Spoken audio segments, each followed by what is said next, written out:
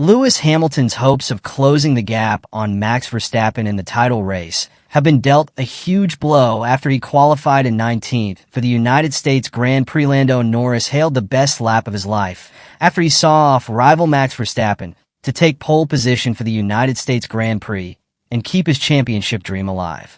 Verstappen claimed his first win in nearly 4 months when he led every lap of the sprint race at Austin Circuit of the Americas earlier on Saturday to extend his title advantage from 52 to 54 points.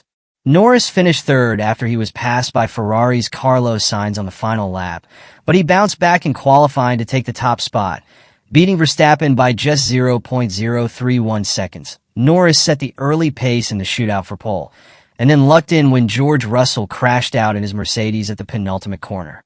At the time, Verstappen looked set to beat Norris' lap, but all the drivers were forced to back off with Russell in the barriers following his high-speed shunt that allowed Norris to take what could prove a pivotal pole, his fourth from his last 5 outings, with Verstappen joining him on the front row for Sunday's race. Sainz lines up third, 1 spot ahead of Charles Leclerc, with Norris McLaren teammate Oscar Piastri fifth. "It was a beautiful lap," said Norris. "I can quite comfortably say it was the best of my career. I told the team I had set the bar too high because I knew I would not be able to improve with my second lap. I got everything out of the car. I knew I had to risk more and give it that little bit extra. It was not a lap I could have repeated, but it's what we needed to do.